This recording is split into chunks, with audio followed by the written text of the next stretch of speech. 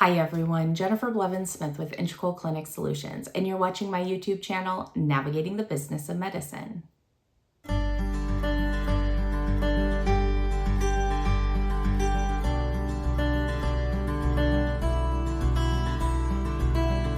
Today we're going to talk about the importance of assigning user roles in your EMR.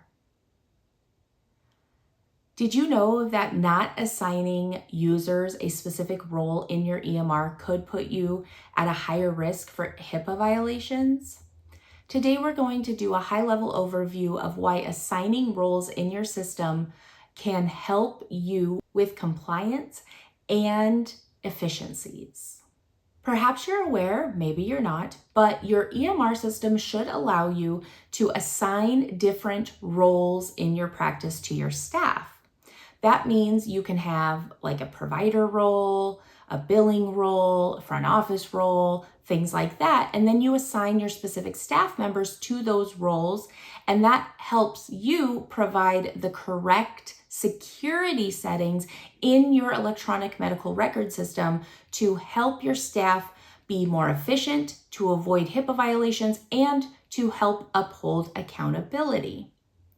If you're not sure if your EMR allows something like that or has this setup capability, definitely reach out and find out, because it is something I highly encourage you adopting if you don't already. One of the biggest benefits I find is the admin role versus everyone else. It could be very dangerous if you allow everyone in your system to be an administrator or have the administrator securities in your electronic medical record system. Just like it would not be good for your front office staff to have access to certain clinical care documentation that your providers and your back office staff might need access to. Just like your billing staff might not need to have access to inventory information, whatever is stored in your system. Of course, every electronic medical record system has different capabilities and you use them different ways, but you would want to look at all your different roles, what kind of information they all need to have access to, which ones they don't need access to certain things. And then when you have those user roles set up, you can assign the security settings accordingly. It also makes it easier that when staff leave or come on board, you can set them up in the system a little bit easier too, just speaking from my own personal experience. Compliance and security benefits. Okay, so let's talk about this really quick. One of the biggest things people know about HIPAA is that staff only need to have the minimum necessary information in order to do their job. That means that if a front office person doesn't need access to see progress notes or lab results or things like that for patients, then they shouldn't be able to see them. That would mean that the front office role or registration staff would not have access to those areas in the medical records because it's not necessary for them in order to do their job. There might be certain parts of the progress note that they would need to see, maybe the follow-up information, and if you can segregate that out from everything else, that would be fantastic. Or if not, maybe ask your staff to look elsewhere for that information if possible. But that is just one example where per HIPAA, staff members only need the minimum necessary information to do their job, and this is where this will come in very handy by using the user roles.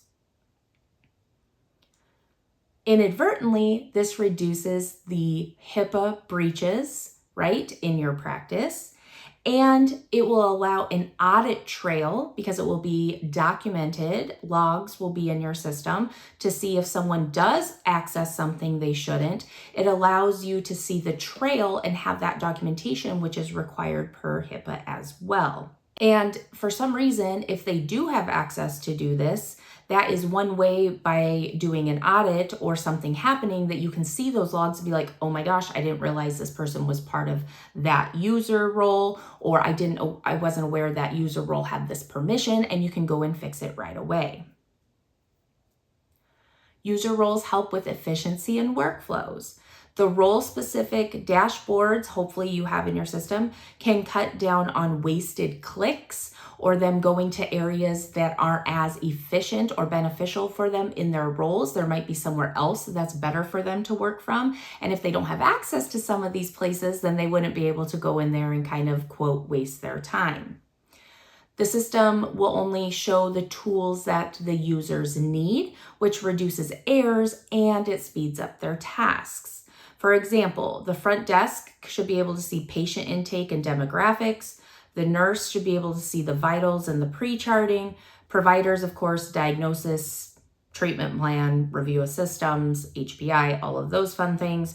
And the billing staff should be able to see the coding, the claim submission, but also if they're scrubbing the progress notes, they might need access to those in order to be ensuring that they're capturing all of the charges that can be billed. With those logs that are created, it helps you with accountability and error reduction.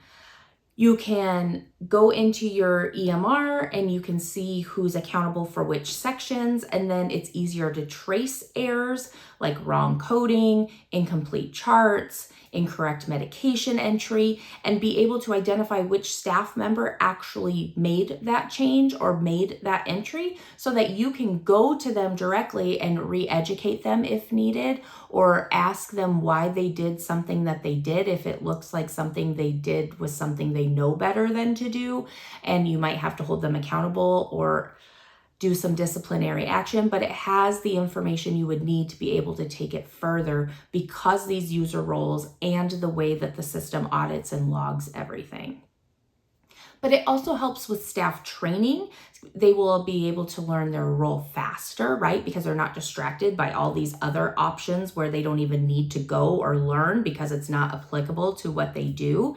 And it kind of takes away all of that clutter and distraction and allows them to focus and really learn the areas that they need to become subject matter experts at your practice. Then you have the financial and operational benefits.